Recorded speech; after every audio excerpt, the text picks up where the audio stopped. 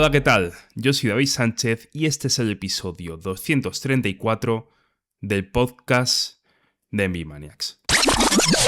Dos asuntos antes de empezar el episodio de hoy. El primero es que estoy de mudanza y aún no tengo ni muebles suficientes en la habitación. Está un poquito vacía esta habitación, este estudio que me he montado en mis primeros días en la nueva casa, y que en el barrio al que me he mudado están de obras. Así que si se cuela un ruido exterior o si mi voz se escucha peor que en otros episodios, pedir disculpas. El segundo tema, antes de empezar con la grabación con Aitor Darias, que se va a pasar por aquí para hablar de la actualidad de la NBA y de un tema que os va a gustar bastante, es hablar de lo que se habló el lunes en el Reverso, porque no sé si lo habéis visto o lo habéis escuchado, pero el lunes me pasé con Andrés y con Gonzalo para hablar de la comunicación NBA en España.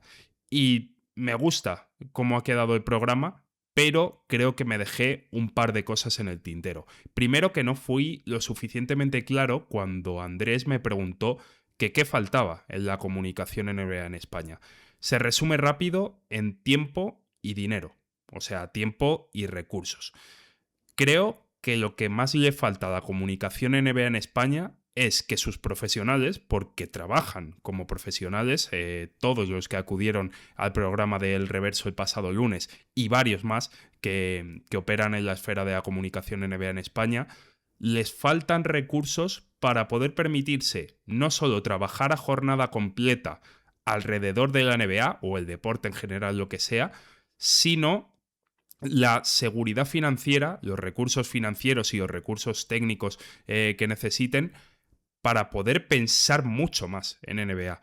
Esto quizás no sea un problema que ellos tengan en cuenta, porque yo, por ejemplo, pienso en la realidad de un Quique García que tiene un trabajo normal, que tiene 2 hijos y que aún así saca tiempo para escribir la que para mí es la mejor newsletter de toda España, y pienso que son superdotados. Pero para que gente que no es tan superdotada en su gestión del tiempo o en la capacidad de llegar al final del día con la frescura suficiente como para escribir o contarte la NBA, pienso que es necesario, pues eso, que se le dé la plataforma y que se le den los recursos para que se pueda tirar pensando cuanto quiera de NBA.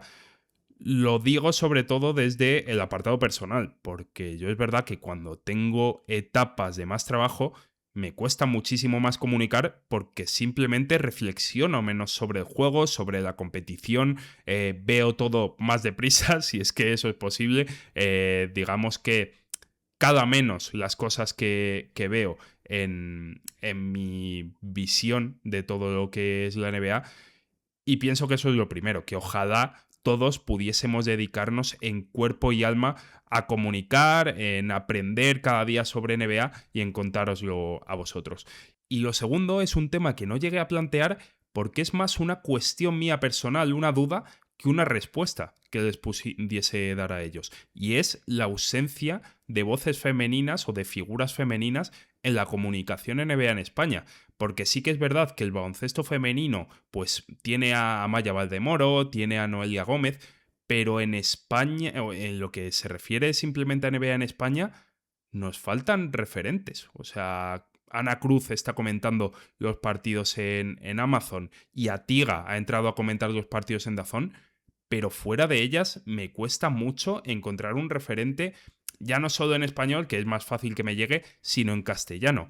Me he acordado de una chica que escribía una mujer que escribía en Hot Dog Magazine hace años, que me gustaba bastante cómo escribía, que se llama Laura Alzubide, y que yo no tenía localizado ni siquiera de qué nacionalidad era, pero es peruana. Y ha dejado de escribir en estos últimos años para Hot Down Magazine, por lo menos a nivel de NBA. El último artículo que tiene es uno dedicado a Tyrese Haliburton en 2024.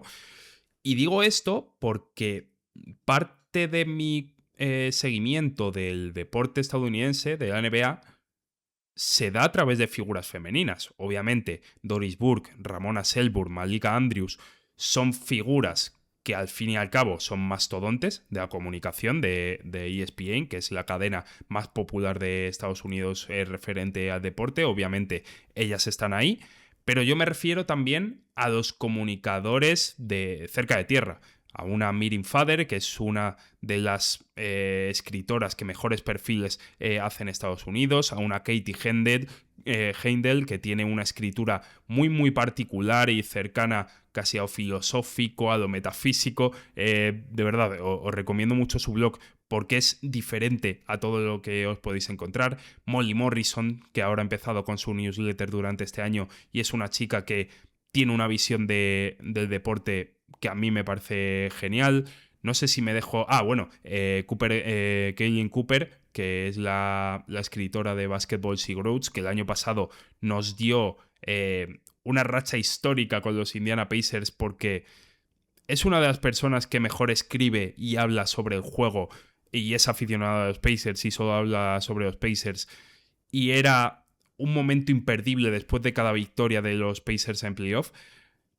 Más allá de eso, de que sean mujeres, es que al estar tan acostumbrados a escuchar voces masculinas, a leer escritura masculina, no quiero decir que ellas traigan a colación una visión de género ni nada que se le parezca al deporte, pero simplemente por mirar la vida desde otro prisma totalmente diferente al que estamos acostumbrados, es algo que enriquece muchísimo el discurso general de la comunicación y que creo que a España le haría mucho bien contar con una figura de estas y ya digo, que para mí es una total incógnita por qué no existe o por qué...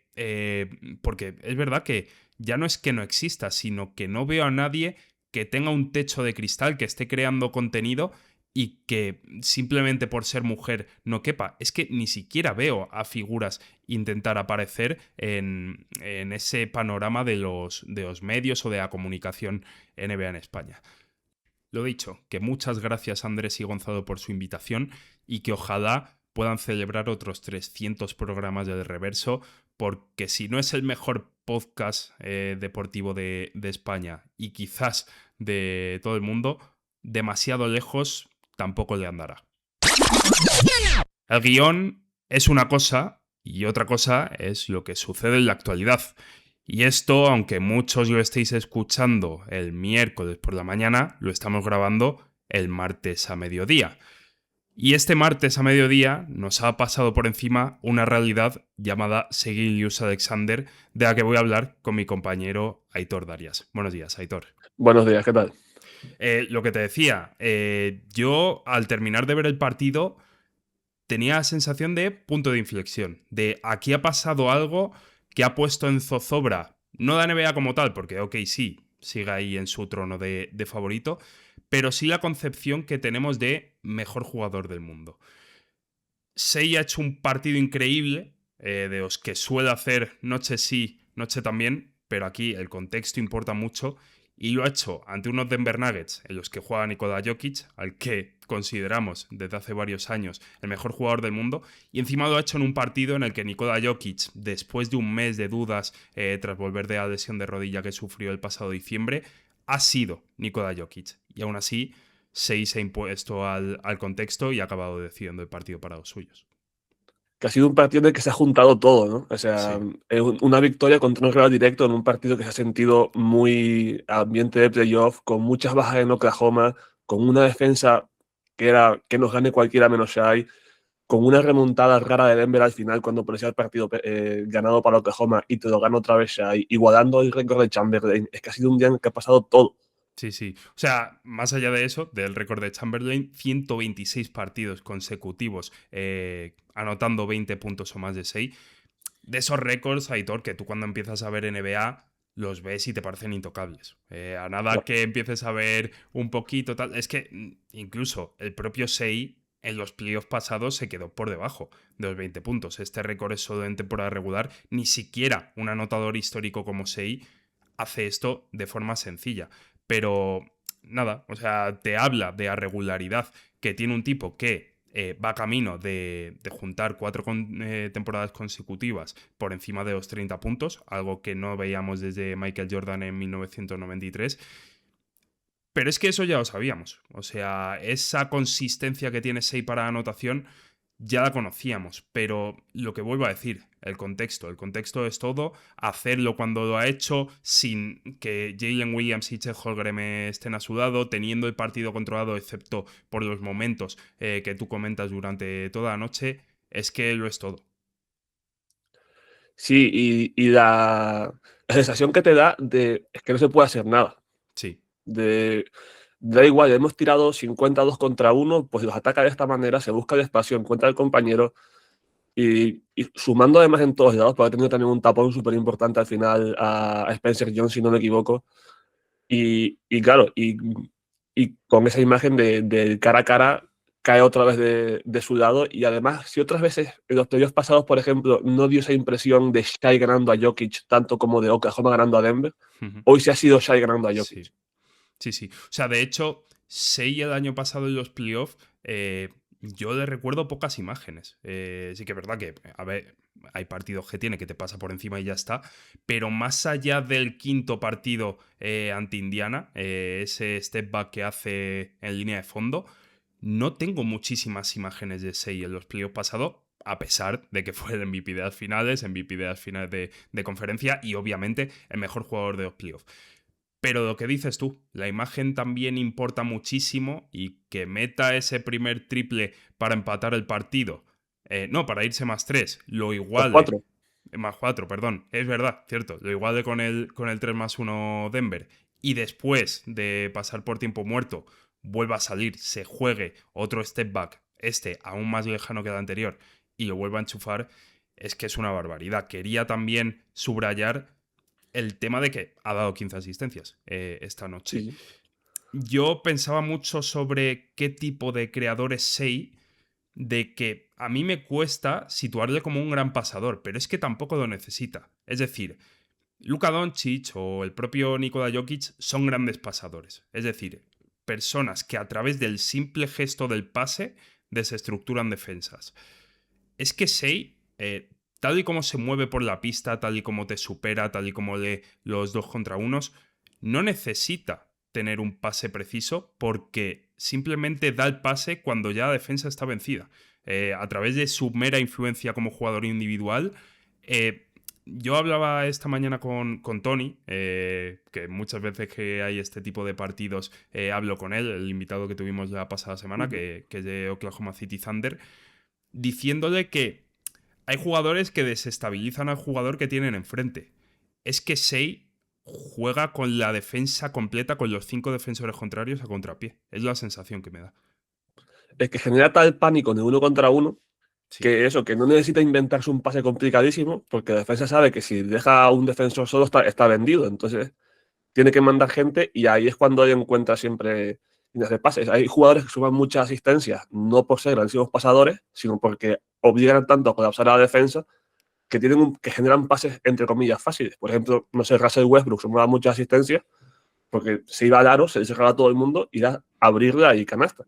No tan simple siempre, pero no eran pases de estos de Jokic que dices, ¿cómo se ha inventado eso? ¿No? Y Shai, de otra manera muy diferente, pero un poco ese estilo. Es como es que si lo defiendo solo en uno contra uno, va a ser mínimo 2 tiros libres. Sí. Entonces, pues, Es que juega con la confianza de que sabe que en algún momento de la jugada su defensor va a estar desequilibrado. Y ya sea para levantar el tiro o para traer una segunda ayuda y encontrar al hombre abierto, juega con eso. A ver, es que la tranquilidad con la que juega Shai al final es su rasgo distintivo.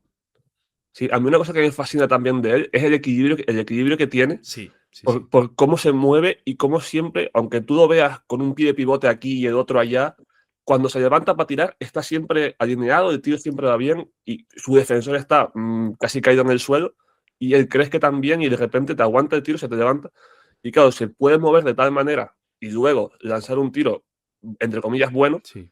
claro, es que no hay nada que Bueno, hacer. hay una opción hoy que Christian Brown en media distancia salta 2 veces, le mete 2 veces el cuerpo, le aguanta bien con el cuerpo, de esas que por puro equilibrio te acabas cayendo hacia atrás y de verdad, como un faro se queda Sí, sí. recto y le acaba castigando desde la media distancia. Es un jugador que a cámara lenta te cuesta creer, porque cuando le ponen en slow-mo hay 2 o 3 veces por jugada que parece que va a hincar rodilla, de verdad. Es Sí. una cosa. Y claro, si él hinca rodilla, obliga al defensor a estar cerca. O sea, que parece de verdad que es MotoGP, que roza con las rodillas el suelo, está a punto de rozar la caída y al final encuentra el hueco, el espacio y el equilibrio para terminarse levantando.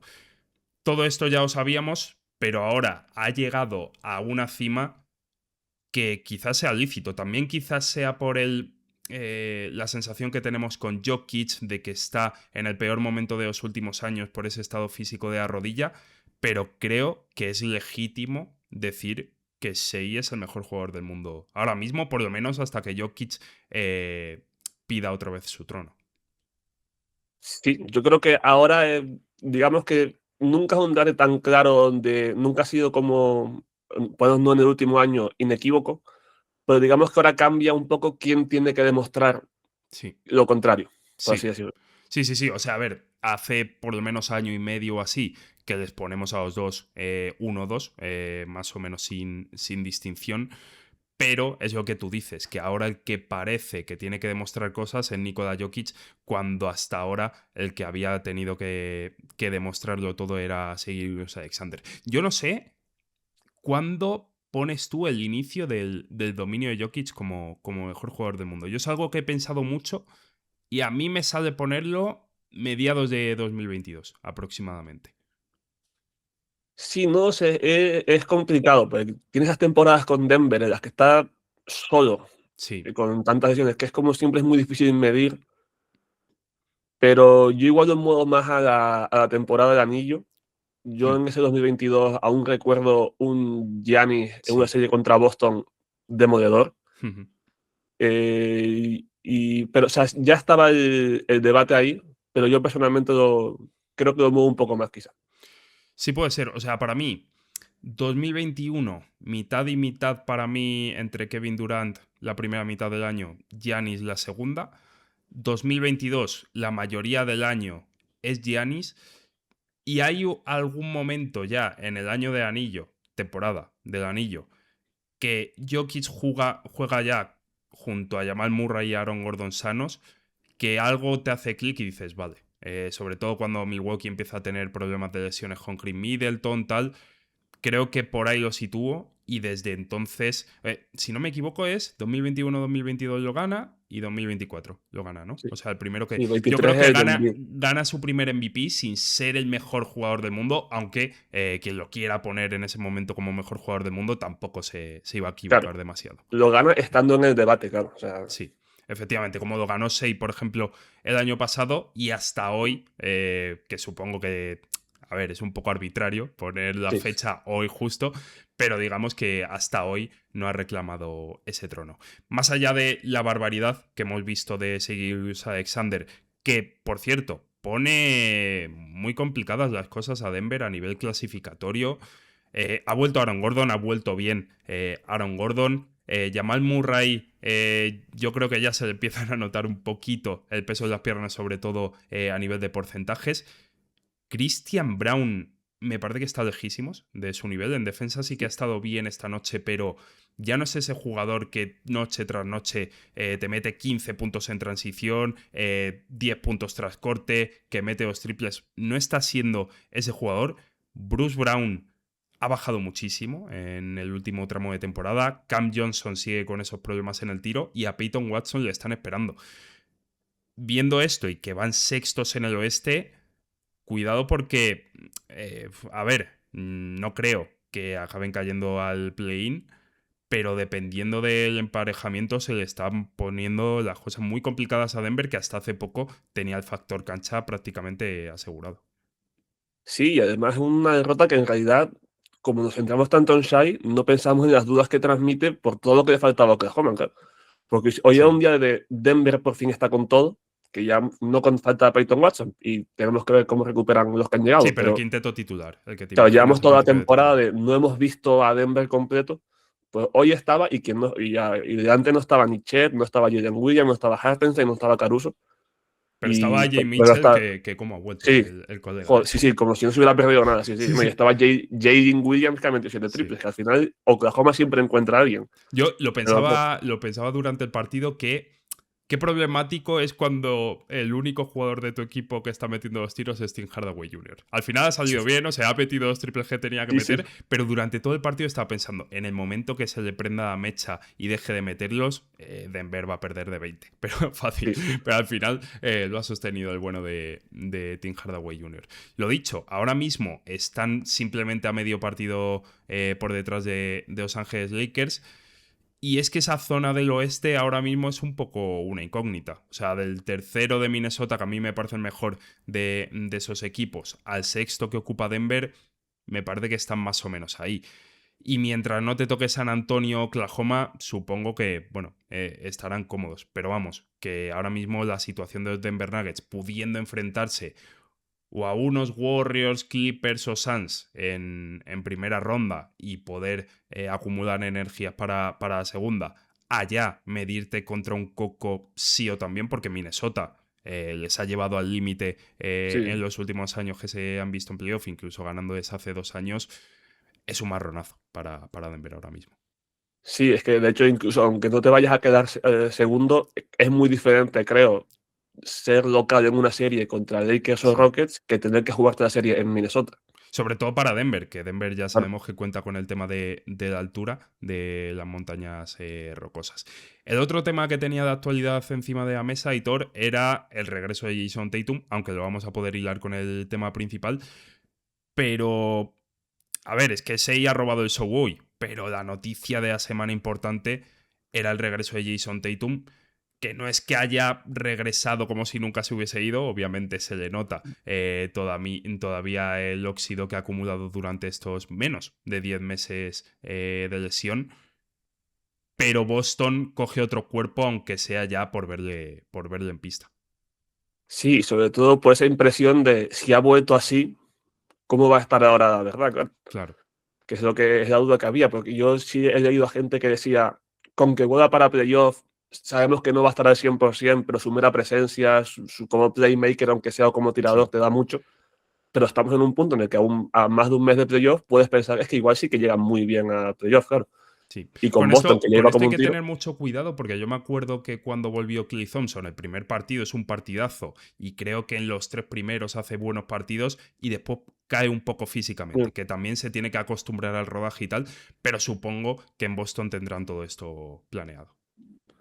Sí, claro, y que además tiene la ventaja de ser un equipo que viene funcionando bien sin él, que lo puedes gestionarte, y que de hecho tienen como cierto margen ahora que los Knicks han perdido con el segundo Y puesto. si de hecho lo que está más cerca es alcanzar a Detroit, que está Claro, pasando por un valle dentro de la temporada y ayer mismo Jimmy Bickerstaff decía que su preocupación no era Boston, sino que lo que se tienen que centrar es en empezar a ganar los partidos que venían ganando. claro. Entonces, claro, eso deja a Boston como con cierto margen para jugar con te doy descanso aquí, te doy aquí 20 minutos nada más y poder gestionarlo de una manera más óptima. Pero sí, además volvió un poco, de manera un poco extraña, se notaba mucho, muy Sí. fallón, algún airball, pero luego, claro, luego el segundo partido en Cleveland lo empieza y te hace ese primer cuarto y dice, Sí. cuidado. Yo creo que, a ver, ahora mismo para jugar 30 minutos tal de alta intensidad le cuesta, sobre todo yo en defensa le veo lento, le veo pesado. El mate fallado en el primer partido creo que es un poco símbolo porque yo leía y se ha llevado muchas críticas ese tweet que vi, que decía, es que ya nunca más va a tener esa explosividad como para hacer ese mate. Es que igual no, porque o sea, operarte del Aquiles es acortarte el tendón y puede ser que ese tendón realmente nunca vuelva a crecer y a tener la elasticidad necesaria para tener la explosividad que tenía antes Jason Tatum. Fuera de eso, a mí me parece que ha vuelto siendo el jugador que ya era, que era un jugador que había crecido muchísimo en los últimos años a nivel de lectura de juego, y sus primeras jugadas de otro día son 3 alley-oops a Nehemias Keita y una lectura de juego que, bueno, que si este jugador lo que dices tú, si te puedes permitir que sea un tirador abierto, darle los tiros G sobre Jaylen Brown, de momento va a ser una pasada. Si es cierto que creo que para afrontar, pues eso, la pelea por el anillo o ser importantes en playoff, van a necesitar una versión más o menos reconocible de Tatum. Sí, porque además son un equipo que no va tan sobrado de recursos en ataque como podía ir el año del anillo, han tenido muchas bajas, pero sí, al final es un jugador que te da muchísimas pequeñas cosas. Mucha Sí. gente, bueno, tú has dicho que vamos a hablar con el siguiente tema, yo también lo traía para ese tema, Mm. pero de que se habló muy mal el año del anillo por Sí. igual estaba fallón en el tiro, pero lo que le da a Boston solo con su forma de hacer fluir el ataque, que va a ser más importante que nunca este año, Sí. suma mucho. Sí, y que, o sea, hasta ahora Boston necesitaba que muchas piezas hiciesen muchas cosas bien. Tatum te quita un poco esa presión de encima. Es decir, no tiene que estar tan bien Sandhauser en el tiro, no tiene que estar tan bien Derrick White en la toma de decisiones, no tiene que estar continuamente Nehemias Queta en los tableros. Creo que esas exigencias te las baja un poco. Es cierto que cambia totalmente la geometría de ataque, porque de ser un equipo muy dinámico, colectivo, pasador, pasa a ser un equipo más de uno contra uno a través de Tatum y de Jaylen Brown y de generar las ventajas desde ahí. Pero que los minutos que no está Tatum en cancha vuelven a ser el mismo equipo que venían siendo hasta ahora, que ya era un absoluto equipazo, que van segundos en el este. Sí, que la identidad de ser un equipo que carga todo el rato el rebote, que muerde mucho en defensa, no lo van a perder necesariamente porque Efectivamente. necesito Creo arquitecto. que eso se van a poder permitir que sea un recurso y no un discurso, porque quizás como discurso sí que tenía un techo de cristal, que lo vimos, por ejemplo, el año pasado con los Houston Rockets, que por mucho que mordiesen la tierra en cada jugada, al final eso tiene un límite. Sí, total. Y ahora, claro, ahora tienen más cosas, claro. Son un equipo más completo. Innegablemente veremos cómo de más completo a medida que veamos cómo evoluciona Tatum. Sí, porque encima el regreso de Tatum ha venido también junto a la lesión de Nikola Vucevic, que se va a perder en torno a un mes de competición. Así que no van a poder probar el equipo completo de cara a playoff. Pero bueno, que dicho, al final que vuelva Jason Tatum es una grandísima noticia para la competición, grandísima noticia para los Boston Celtics, no tan gran noticia para los competidores de los Boston Celtics. Y del tema que hablaba precisamente Aitor, era que tenía preparado. Yo pensé sobre todo viendo el regreso de Tatum, porque estoy contigo, es una figura difícil de valorar, pero que creo que aún así no se ha valorado en su justa medida. Y es hablar de los jugadores que todavía están en activo y que creemos que una vez se retiren van a estar infravalorados. Y si quieres, Aitor, pues abro esta sección dejándote hablar de Tatum y de las narrativas que le han rodeado durante todos estos años. Sí, yo a Tatum de todas maneras no lo traía como uno de los principales porque está aún en un punto más corto de su carrera Sí, del que están otros que traigo. Entonces Tatum está aún a tiempo de que si te gana 3 anillos más, que es mucho, pero es que Boston lo puede hacer, claro, va a ser mucho más difícil enterrarlo que se haga su carrera tal como está ahora. Pero sí, claro, cuando piensas en jugadores que van a estar infravalorados en el futuro, lo primero que piensas es jugadores que están infravalorados en el presente, claro. sí. Y Tatum es un jugador que ha sido muy maltratado a nivel de que cuando ha tenido el mejor equipo siempre se ha dicho ya, bueno, pero es que tiene un equipazo. O sea, por ejemplo, no se benefició de la narrativa clásica del MVP de el mejor del mejor equipo. De Ujú. hecho, fue quinto, si no me equivoco, Sí. el año que Boston arrasa. No fue MVP de las finales. Es verdad que no tuvo unas grandes finales, Pero, pero pero aún así fue tampoco. primero en puntos, rebotes y asistencias. Es que se olvida. O sea, Para tiene mí, para malos mí era el MVP de esas porcentajes. finales, sí, sí. Tiene malos porcentajes y al final Jaylen Brown se cuelga la medalla por defender a Luka Doncic, que la verdad es que es Sí. una pasada de final la suya en defensa, pero es que vas al box score y el máximo anotador, el máximo asistente y el máximo rebotador de su equipo es Jason Tatum. Y por mucho que tuviese malos porcentajes, yo me acuerdo de hablarlo con Elio, de que era imposible decir que Tatum estuviese jugando mal, porque estaba Sí, tomando sí. buenas decisiones continuamente y los tiros que estaba tirando, pues no le entraban, pero no eran tiros forzados, ni malas acciones, ni nada que se le pareciese. Es que se perpetuó mucho el discurso de Boston es tan bueno que puede ganar con Tatum haciendo un 0 de 24 y es como, pero es que Tatum hace mucho más Claro, que meter puntos. claro. Es que sin Tatum generando, no existe el contexto para que el resto de cosas pase. Claro, de hecho, para mí hubo como una gran contradicción entre lo perpetuado que estaba ese discurso y que cuando se lesionó el año pasado la gente dijera, se acabó Boston. Claro. Es como, no, o sea, si Boston era tan bueno que no hacía falta Tatum, no se puede haber acabado Boston ahora. Claro, fue un poco para mucha gente admitir indirectamente lo grandísimo jugador que es y lo importantísimo que es, claro. A ver, si es que ya en el propio partido que se lesiona estaba siendo él contra el mundo. O sea, cuando Boston no funciona tal, a quien va a acudir hasta esta temporada, que ha salido Jaylen Brown, es a Jason Tatum. O sea, porque Jaylen Brown sí que tiene esa fama de en los momentos difíciles salir adelante, tal. Y es verdad, es un jugador que tiene mucha garra, que tiene ese tipo de mentalidad de va a ser por mis partes nobles, por no decir palabras mayores, pero al final cuando no funciona nada, en quien se abriga Boston es en Tatum. Y que bueno, que aunque Jaylen Brown tenga más esa faceta de encargarse de la estrella rival, la defensa de ayudas y de lectura de líneas de pase de Tatum no tiene nada que envidiarle a la de Jaylen Brown, vaya. No, y además yo a Tatum además lo tengo en un sitio en el que no lo puedo no respetar desde el Game 6 de 2022. Yo como fan de los Bucks tengo clavado aquel partido Sí, en sí. el que parecía que Milwaukee iba a ganar una eliminatoria imposible. Y no sé cuántos puntos fueron exactamente, no sé si fueron 46 puntos creo en Milwaukee, algo así, y salvo un match ball. Y desde entonces, como yo no puedo no tener a este jugador en un altar de respeto porque me ha ganado una serie él solo. Sí, es que, o sea, yo creo que Tatum es el ejemplo perfecto de dar a un jugador por hecho. De Sí, como lleva siendo el NBA desde su tercera temporada de la liga, como tenemos esa imagen en la cabeza de ser competitivo ya desde su primer año en aquellas series contra Cleveland, le damos por hecho durante también lo que decíamos de las narrativas, que es un jugador que a nivel de carisma igual no vende, como otros, como un claro. Anthony Edwards, como, pues yo qué sé, como este tipo de figuras que quizás son más atractivas, lo que hablábamos fuera de micrófonos con Tim Duncan, y creo que igual este regreso de lesión le puede ayudar ahí. Es decir, si regresa y a gran nivel y se construye una historia de superación alrededor de aquí, creo que le va a sumar bastantes puntos en esa idea de que su relato no está agrandado por cosas que van más allá de lo que sucede en pista.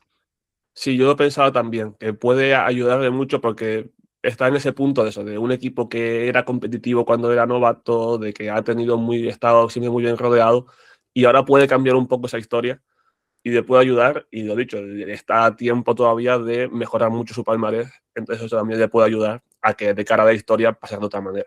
Es que si le respetan las lesiones, puede acabar siendo el mayor anotador de la historia de los Boston Celtics, que es que, Claro, vaya, es que que es muy... ya con eso, es verdad que Boston es una franquicia también rara en ese sentido para valorar a sus grandes nombres más allá de la River y de. Joder, me saldrá ahora. Sácame de este lío, que ahora no me viene. Es que hay muchos. No, pero, joder. Bill Russell. Bill Russell, ostras, de verdad, catetada histórica. Más allá de esos dos nombres, es difícil porque como ha sido un equipo siempre ganador y lleno de jugadorazos, no sabes hasta qué punto poner en valor al equipo o al individuo.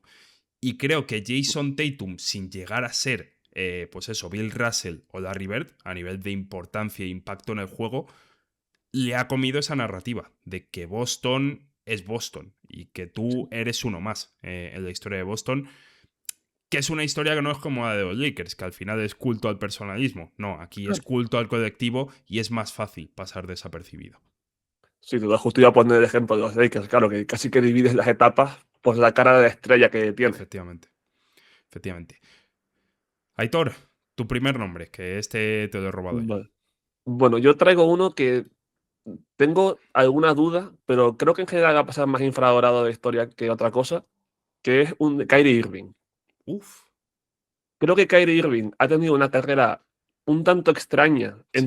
a diferencia de otros jugadores, en tanto que se lo obligó, entre comillas, a hacer segunda espada mucho antes que otros jugadores que han tenido muchos más All-NBA, por ejemplo, o temporadas estadísticas mucho más llamativas que las de Irving, y que igual, por ejemplo, te pongo por comparación Damian Lillard, por ejemplo, Ujú. que si tú ves los logros y los números, superan a los de Irving. Irving ha sido al NBA 3 veces en su carrera, por ejemplo, que es algo que me parece bastante loco. Es verdad que su intento de decir me separo de LeBron y soy el número uno salió como salió, Y que Pero creo después, que a ver, es un jugador que en sí. temas Y luego está lo extradeportivos, extradeportivo. efectivamente. Pero creo que es un jugador que ha sabido adaptar a muchos contextos y ha sabido ser una segunda espada, teniendo talento para más que eso, de forma que muchos otros no han terminado de encajar. Es un jugador que tiene un talento indiscutible y que siempre ha sabido gestionar muy bien. Ahora lo asociamos mucho a Kyrie Irving, coge y dribla 40 veces, pero ha sabido no centrar su juego en eso ni mucho menos.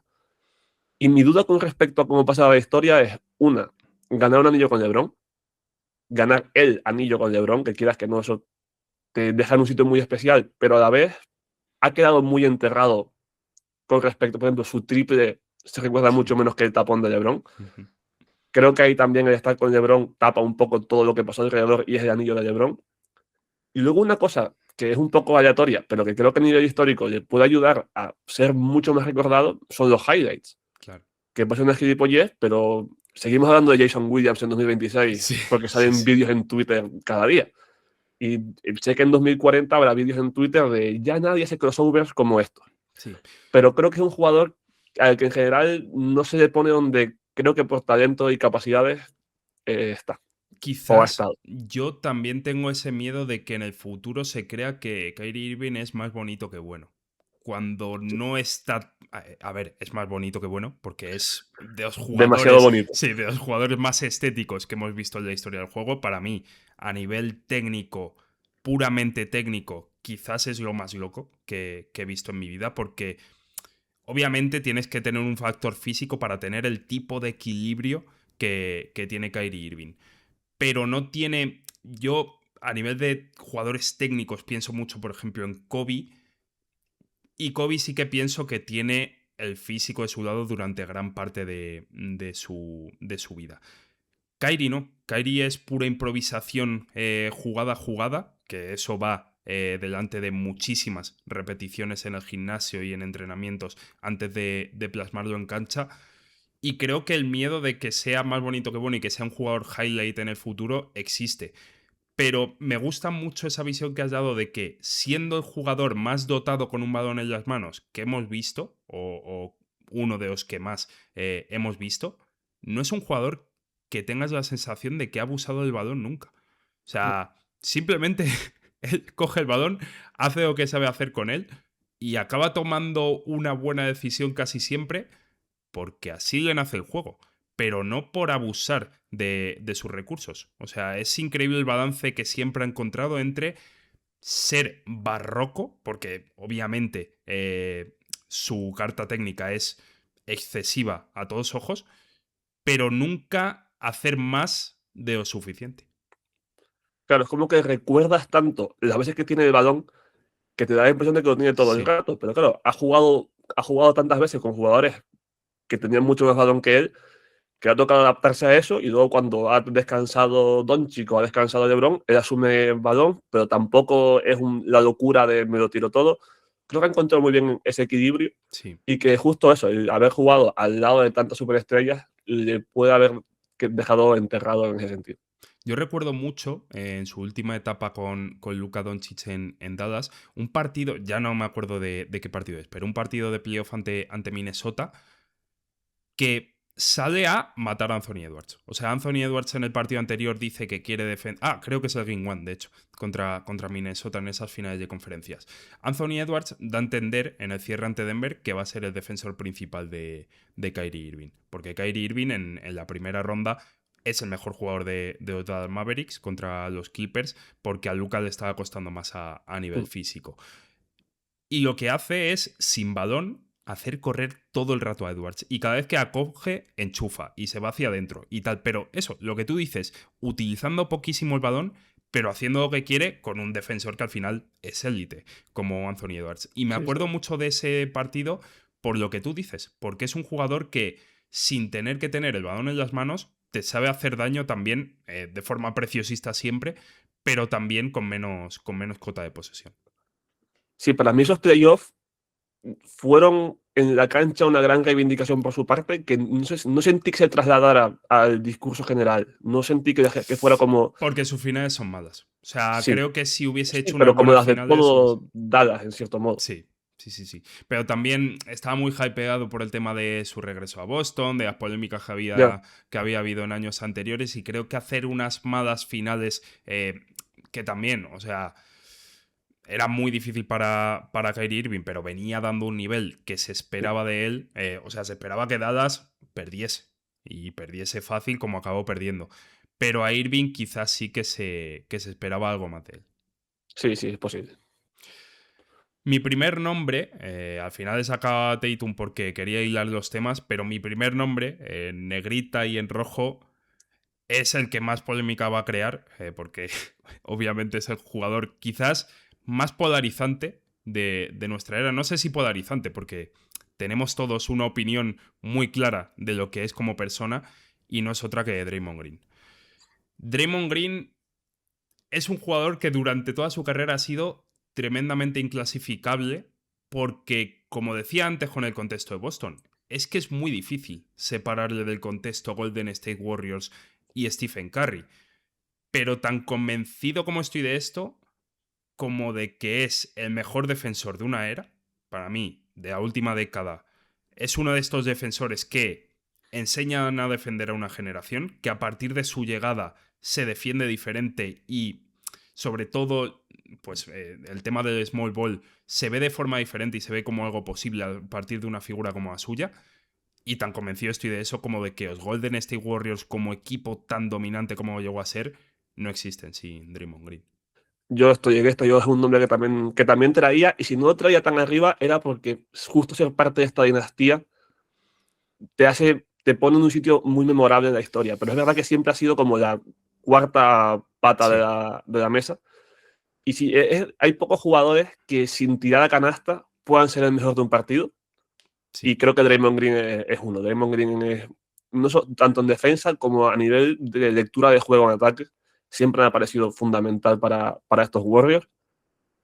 Es verdad que era relativamente, no fácil, pero en los anillos de 2017-2018, digamos que se ganan solos. Pero en Sí, 2022, por ejemplo, sí. cuando se pone mucho más foco en Curry, merecidamente, pero creo que hace también un trabajo increíble para que ese equipo funcione, y que ha sido un jugador incluso infravalorado por su franquicia, diría. De Si hecho, tú- es que el anillo de 2022 es carry y defensa. Y la Sí, defensa, sobre todo, comandada por él.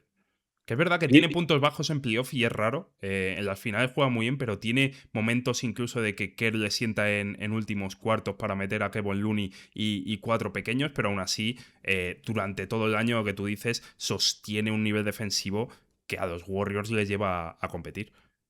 y un juego con Curry de pick and roll o Sí. de relocation o de mano a mano, de que el ataque fluye de otra manera. Y claro, es verdad que si tienes a Curry como socio, pues es más sencillo, pero para Curry también es más sencillo tener como socio a Draymond Green. Sí, es que vemos que, sobre todo en esta era, que de mucho base dominante, se estila el 2 contra uno continuamente. Y yo siempre me acuerdo que atacar en 2 contra uno a Damian Lillard en esas series de Golden State Warriors contra Portland Trail Blazers era acabar bien una defensa. O sea, una vez anulabas a Lillard, ya está. Mandar un 2 contra uno a Curry siempre ha sido una sentencia de muerte porque el que recibía el balón era Draymond Green y yo no he visto a un jugador leer tan bien situaciones de superioridad, un jugador secundario, porque obviamente pues me Sí. dices LeBron James, me dices un gran creador, Nikola Jokic, obviamente sí, pero nunca he visto a un jugador que no sea dominante con el balón tomar mejores decisiones en superioridad como he visto a Draymond Green. Mejores y tan rápido. O sea, Sí, hay veces sí, sí, que sí. no se había girado y ya estaba tirando la alley-oop. O sea, era increíble cómo tenía el mapa mental de la pista antes de tocar el balón y cómo sabía enseguida dónde había que darle.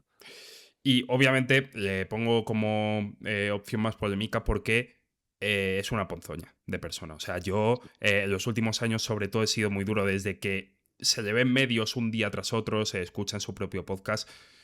Se ve que es una persona que, vale, que tú puedes tener una imagen de él en la cancha que se le pela el cable y ya está. Y se le pela con mucha frecuencia, con demasiada frecuencia.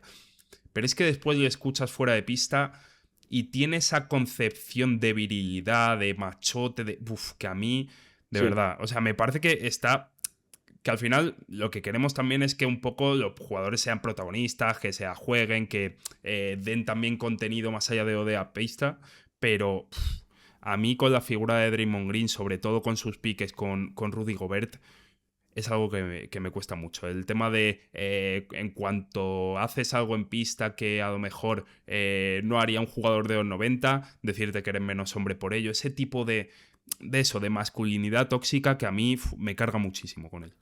Sí, se nota además que a partir de ya estos últimos años sí que han marcado un punto de inflexión en su carrera muy, muy grande. Y ahora que mucha gente lo asocia a lo que hace en pista, pero es que eso ya lo venía haciendo. Ahora es que tiene un micrófono Claro, delante de cada día. claro. Y que es peor jugador, obviamente, Sí, que hombre, claro. hace 10 años, por mucho que mantenga el nivel, sobre todo defensivo. ¿Tu segundo nombre, Aitor? Pues mi segundo nombre es otro que también es un poco más joven de lo que me gustaría y que aún puede cambiar su carrera, pero que no tengo tan claro que haya de haber tanto cambio, que es Devin Booker. Devin Booker, creo que justo esa temporada está quizá en su momento más infravalorado. Creo que en ataque los Phoenix Suns son prácticamente él y se ha notado mucho cuando no ha estado. Y creo que también ha tenido una carrera un poco rara en el sentido de que su primera experiencia en postemporada son finales Sí. y a partir de ahí va todo cambiando. Se está el batacazo 2021, de repente llega Durant y se ha tenido que ir como adaptando a muchas cosas. Es como, ahora eres un escolta anotador, ahora queremos que seas base, ahora eres segunda espada, ahora te damos un equipo que parece que está hecho para tanquear y me lo tienes séptimo. Creo que ha sabido adaptarse a muchas cosas, ha crecido mucho como a nivel de lectura de juego y como playmaker. Creo que es otro al que los galardones individuales a nivel de All-NBA, por ejemplo, no hacen justicia a lo que ha sido su juego. Y creo que es un jugador que es fácil que vaya a quedar muy, muy en segundo plano de aquí a unos años. Uh-huh. Y que cuando tú entres a mirar estadísticas y logros digas, bueno, sí, mira, Devin Booker jugó unas finales y tuvo 2 de NBA y bueno, sí, buen jugador. Y creo que eso no debe hacer justicia a lo que ha sido o lo que está haciendo su carrera.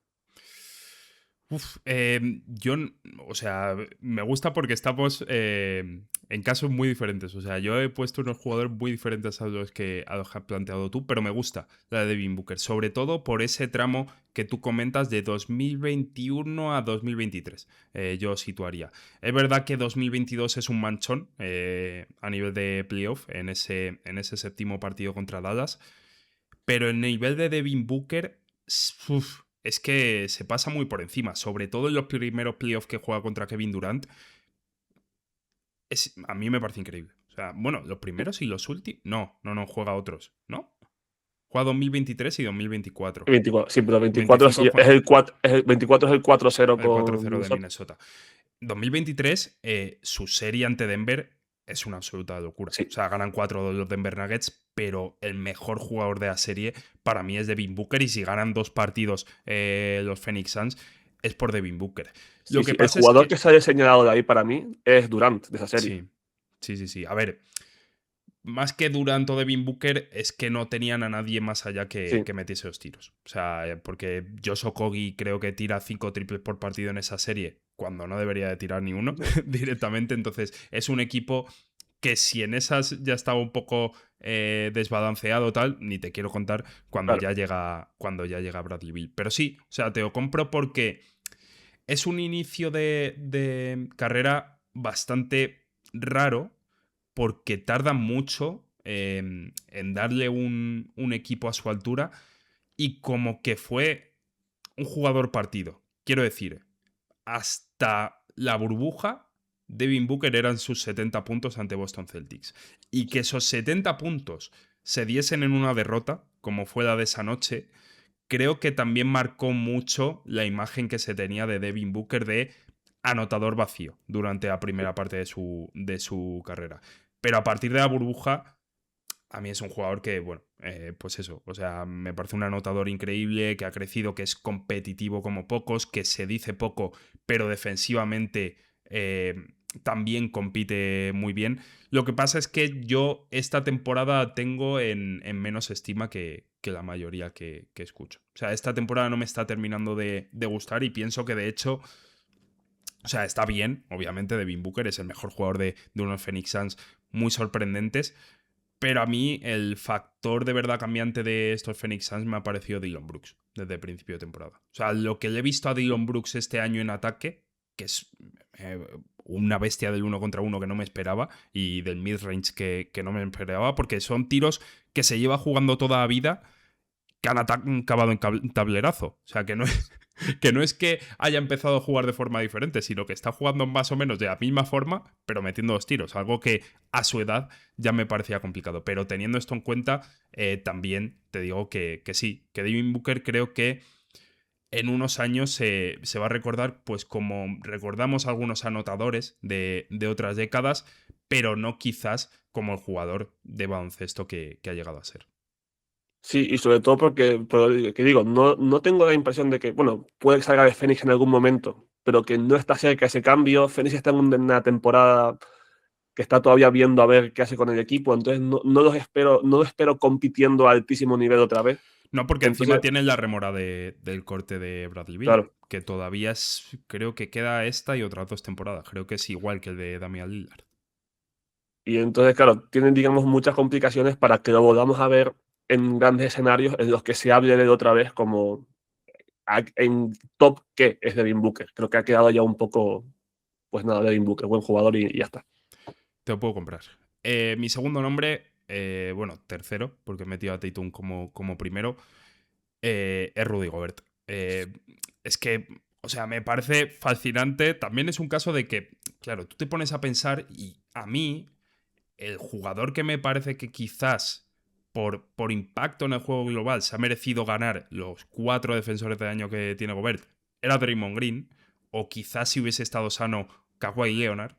No me parece Rudy Gobert el mejor defensor de esta era, pero teniendo eso en cuenta, es que o sea, se le infravalora de una forma que yo no sé, es que año tras año él solo es una defensa top 10. Sí, y además es un jugador al que siempre incluso cuando se reconoce eso, siempre se dice, pero es que luego en ataque no puedes hacer nada con él, cuando no es verdad. O sea, tú ves, por ejemplo, yo veo los números de playoff de Minnesota en 2024, estaba mucho el discurso, el debate de Gobert, de vale, si en defensa bien, pero es que el ataque luego con él no fluye. Y luego tú miras los números y es No, que eso no. Bueno, no es verdad. a los Lakers el año pasado nos destroza en el Sí, sí. sexto partido. Sí, sí, es que de hecho es el día que mete, sí, no sé cuántos puntos fueron, pero 20 y 27 creo que mucho. fueron. 27. Los Sí, tengo sí, y clavados claro, todavía como... y si a eso le sumas, claro, que es que pues, ahora que ha llegado Wemby, pues tenemos como la versión en esteroides Claro, de eso. efectivamente. Pero claro, es un tío que él solo no pisaba, no ibas a la pintura porque ¿para qué? Claro, y es que, o sea, también se le señala mucho esos playoffs con Utah que le atacaban continuamente, sobre todo en esa serie contra los Clippers, que Paul George, que los jugadores secundarios sin Kawhi Leonard le hacen polvo, incluso Patrick Beverly creo que le saca a bailar un par de veces. Pero es que en Utah tú te pones a pensar y el único defensor decente que tenía al lado era Royce O'Neal, que jugaba de 4 y Royce O'Neal mide 1,96, creo que es.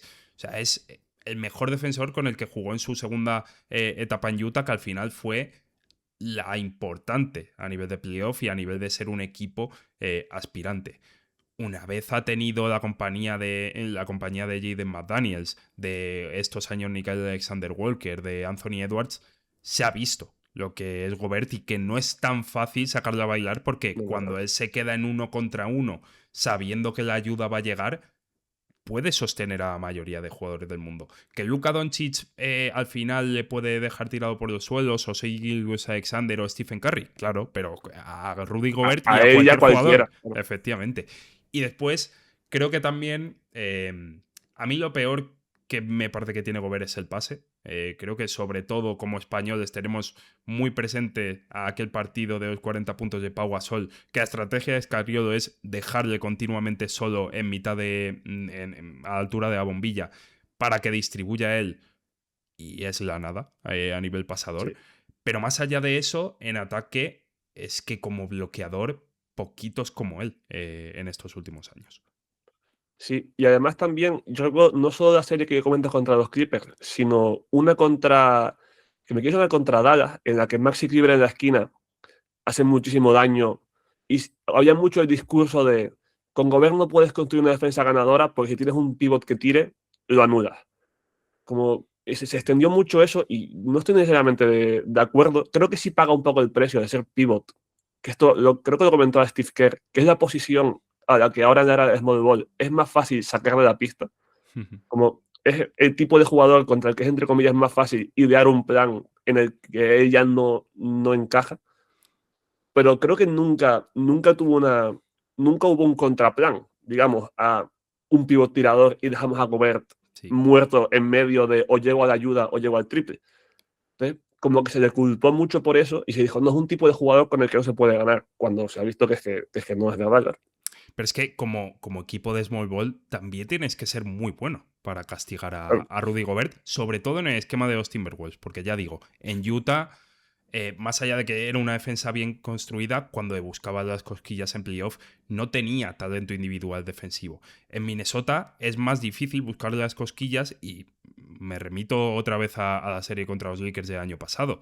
Los Lakers se ven obligados a jugar muchos minutos de small ball y Rudy Gobert les pasa por encima, sobre todo a nivel rebotador. O sea, es Sí, que sí. no hay más. O sea, Rudy Gobert, en el momento en el que tú no tienes un interior o un equipo que reman todos para coger el rebote, para estar corriendo todo el rato, te va a dominar el partido. Sí, sí, sin duda. De hecho, sí, esta serie que yo te comentaba es de 2023, aún en Utah, pero eso sí, o sea, no, 22 en Utah. 22. Y claro, luego tuvo la polémica esta de las 5 primeras rondas y tal, y es como, pero es que si te atiñas a los resultados, los Wolves están en el momento de su historia, Con y es verdad que el crecimiento de Edwards tiene mucho que ver, pero el otro factor es No, pero lo que... claro, es que la gran apuesta económica de este equipo es Rudy Gobert. O Claro, sea, el momento en el que pasan de ser un equipo que puede dar guerra en primera ronda, que más o menos compite para meterse en playoff, a ser un equipo construido para ser aspirante, es en el momento en que Tim Connelly dice, lo dejo todo, voy a por Rudy Gobert y a partir de aquí vamos a crecer. ¿Tu tercer nombre, Aitor? pues yo traía ya nombres como menos específicos. De hecho, traigo como un concepto más que un nombre, que es jugador que en su ciudad va a beber gratis toda la vida, pero que a nivel general no sé cómo se le va a recordar. Y son Damian como Lillard, entiendo. no, justo estos jugadores de un perfil un poco más bajo, Vale. pero más pegamento. Derrick White en Boston, Aaron Gordon en Denver, incluso si queremos apuntar un poco más alto, Middleton en Milwaukee. No sé cómo van a pasar a nivel histórico, pese a haber sido piezas imprescindibles y sin las que sus equipos no habrían ganado anillos. Y es verdad que es un poco injusto, porque claro, si te vas al tercer, cuarto jugador de una rotación, siempre es más fácil que quede infravalorado. Pero son justo perfiles, eso, imprescindibles, Sí. que quizá a nivel numérico no aportan tanto, no parece que aporten tanto como sí que aportan en realidad. Esta obsesión de ver cuántos puntos mete cada jugador para ver cómo de importante es. Y son esos jugadores que dices, es que igual, si no estuvieran ellos, me da igual tener a otros metiendo 35 puntos que el equipo no funciona igual.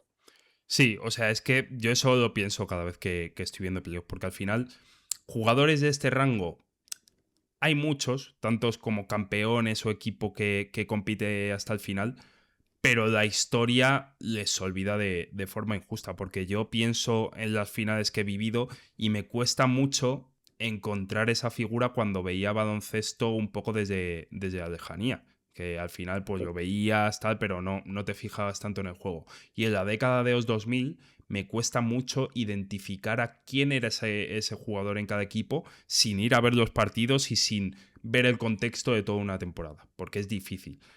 Pero después pienso en el impacto que he visto en jugadores pues como Shane Battier en los Miami Heat de LeBron y de Wade y de Chris Bosh. En jugadores pues como tú dices, pues los Josh Hart, los Aaron Gordon, este tipo de jugador que es imposible. O sea, que al final son terceras, cuartas espadas, pero que aunque sientas que son nombres intercambiables, no lo son, porque a mí en el baloncesto de hoy en día no se me ocurren muchas parejas mejores interiores para Nikola Jokic que Aaron Gordon, o no se me ocurre un jugador que se adapte también a lo que hacen los Boston Celtics de Joe Mazzulla, como es Derrick White, un tío que te hace de todo en todos los lados de la cancha. Y sí, o sea, me gusta que tengas esta parte con ese tipo de jugadores. Y voy a meter aquí a mi cuarto nombre, y ya el último, que es uno de mis jugadores favoritos de todos los tiempos, y que está justo en ese limbo entre este tipo de jugador secundario y jugador que podría haber sido primario si se hubiese dado su carrera de otra forma, que es Jrue Holiday. O sea, tú le Sí. tendrás en mucha más estima que a cualquier otro. Para mí, el mejor defensor exterior que yo he visto en la última era en la NBA, y más allá de eso, un ganador como a Copa de un Pino, que me parece que va a estar infravalorado en el futuro porque es uno de los jugadores más valiosos para su equipo que yo he visto en, pues eso, en la última década, los últimos 15 años, los que quiera puedo meter aquí también a Andrew Iguodala, pero es eso, es como que está justo en el limbo de que es un jugador al final de talento de star y que podría haber sido All NBA algún año, pero le podemos tener como secundario. Sí, yo había pensado en Holiday y el único motivo por el que no terminaba de saber si traerlo o no era porque, claro, tienes 2 anillos en En los que dos es equipos diferentes. y justo el año que llega. Sí, Pero claro, es verdad que eso es fácil que quede un poco. Nos acordamos de eso ahora, es verdad que eso en 15 años va a quedar mucho más diluido. claro. Pero sí, claro, además es pieza clave y eso, un defensor espectacular, pero que también es un jugador que siempre ha sabido encontrar formas de sumar en ataque. En Boston se convierte en el mejor tirador desde la esquina de la liga, suma mucho en el poste, es un jugador que es muy fuerte, puede ir para adentro. O sea, nunca ha sido este defensor que luego dices, ya, pero en ataque está ahí quieto y no No. me da. Ha Incluso sido un los jugador partidos en los que completísimo. no le entran los tiros, es que sabe dirigir el ataque, lo que tú dices, castiga mis matches. Un jugador inteligentísimo en ambos lados de la pista, pero que sobre todo defensivamente era una tortura. Sí, Bueno, sí, y y lo claro, es. y Las lo es. noches que le siguen dando las piernas, lo es. Y claro, y entra un poco en la categoría que yo decía antes de en Milwaukee y en Boston se le va a querer hasta la posteridad, pero ahora es verdad que el aficionado general de la NBA sí que lo puede tener como, bueno, sí, un jugador bueno que estaba ahí, pero que claro, como siempre fue tercera espada en Milwaukee, en Boston sí, tercera espada, o según quién, igual no te lo ponen ahí, pero yo entiendo que sí, no va a tener ese reconocimiento como parte fundamental de esos 2 anillos. Yo es que, de hecho, en Boston, como llega junto a Kristaps Porzingis y llega después de hacer unos malos playoffs con Milwaukee, yo creo que su fichaje, obviamente, se celebra y se sabe que se ha construido un equipazo increíble, pero no tiene el peso que tuvo en su día con Milwaukee. Yo me acuerdo que cuando llega a Milwaukee por mucho que después fuese Chris Middleton también el que se jugaba muchos tiros en los momentos, tal, pero piensas que es el patrón que necesita, el comandante en ataque que necesita Giannis Antetokounmpo para llegar a ser el Giannis que terminamos viendo. Y así fue, vaya. Y además tiene una cosa que no la tiene todo el mundo y que se habla mucho siempre del gen clutch y cosas, pero yo no he visto un jugador como Holiday que pueda estar haciendo un partido infame en ataque y que de repente llegue los últimos 3 minutos y te meta 3 triples. Yo creo el Game Sí, 7 en Brooklyn, Holiday hace una serie en ataque. No sé qué dura. porcentaje estuvo, pero no los quiero ni mirar. Y seguro que son peores de lo que yo pensaba. Pero claro, pero te mete el Game Winner en el Game 3 y en el Game 7 es que cuando llevaba un 0 de 54, te mete un triple, te mete una canasta de media distancia y un partido que estabas contra las cuerdas, lo salvan 3 canastas de Holiday. Sí. Y luego, claro, y luego es la jugada más histórica de la historia de los Bucks, que es el alley-oop en Phoenix, roba el balón y es el loco que tira ese balón cuando todo el mundo dice, ¿pero qué hace? Sí, Y durante esa, esos esa años capacidad, ante Boston también tiene alguna jugada defensiva, el sí, robo a Smart en línea un de Game 5 en el fondo. 2022, sí, sí, sí. Y en liga regular también te pones a ver jugadas decisivas de Holiday y dices, es que, pero ¿en qué momento este tío en cada partido que hay clutch aparecía? Sí, sí. No sé si tienes algún nombre más que rescatar, porque yo luego cerré con Draymond Green, Rudy Gobert, Jrue Holiday y Jason Tatum. Tenía nombres de ejemplo de jugadores que infravalorados, mirando hacia atrás, y he caído en la cuenta de que meto mucho a jugadores que formaron parte de Big Threes. o de grandes equipos, porque me pasa con Klay Thompson, creo que también la historia, sobre todo cuando se aumente demasiado el volumen de triples y acaben pasando en la lista de históricos, creo que se le va a infravalorar.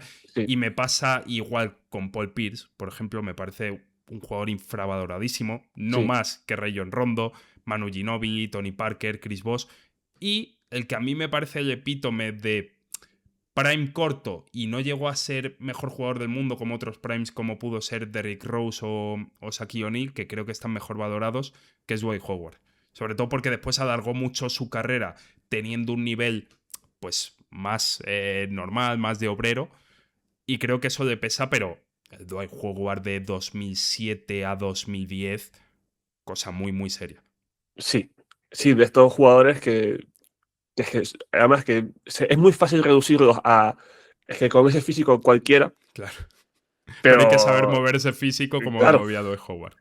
pero claro, hay que combinar ese físico con todo lo que se de Howard, con cómo llegaba a taponar todo, con cómo llegaba a machacar todo y, claro, y con lo dominantes que hizo a los Orlando Magic, que nos olvidamos de que, joder, que hizo unas finales y que las perdieron, que el 4-1 ha difuminado un poco, pero hay algún partido que puede caer fácilmente del lado de Sí, Orlando sí, sí. y que te cambia aquello. Claro. Sí, sí, perfectamente. De hecho, es que yo le pongo un poco como paradigma de jugador al que el cambio de era le pasa un poco por encima, pero creo que tiene más que ver con su bajón físico que con que él en su mejor momento no pudiese convivir en esta era. Yo creo que ahora Bueno, mismo te llega un Dwight Howard de 2007 y sería dominante hoy en sin día. duda. Hoy en día que también nos hemos quitado muchos estigmas de que no se puede jugar con un interior que no tire, tal, creo que sería uno de los mejores interiores, si no, o sea, por detrás de Nikola Jokic,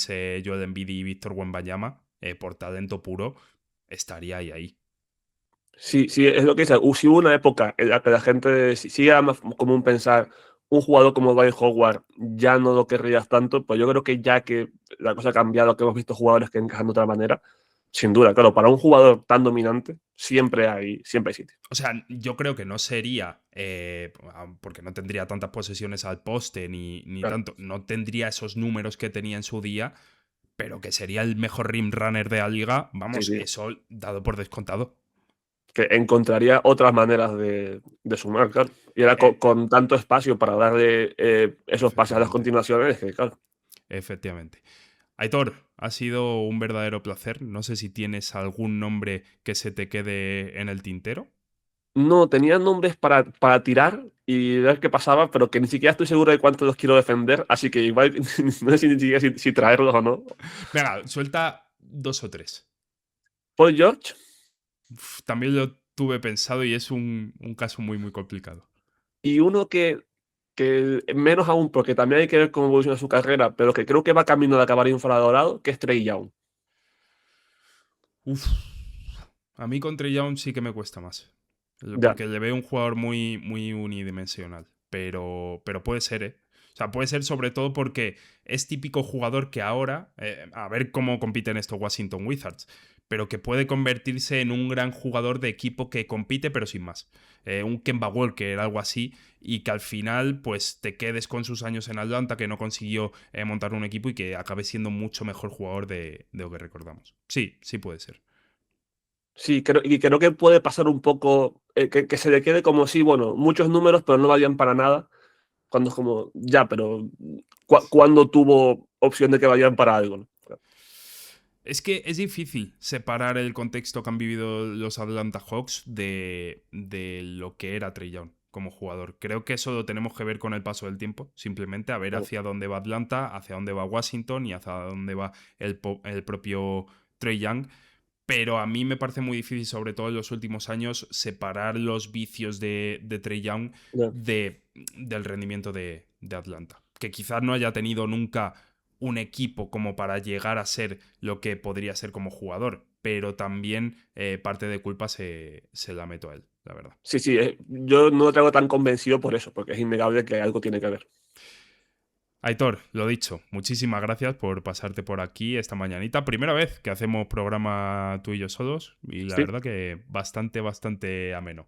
Muchísimas gracias también a todos los que nos escucháis desde otro lado y nos escuchamos en el próximo episodio. Hasta entonces.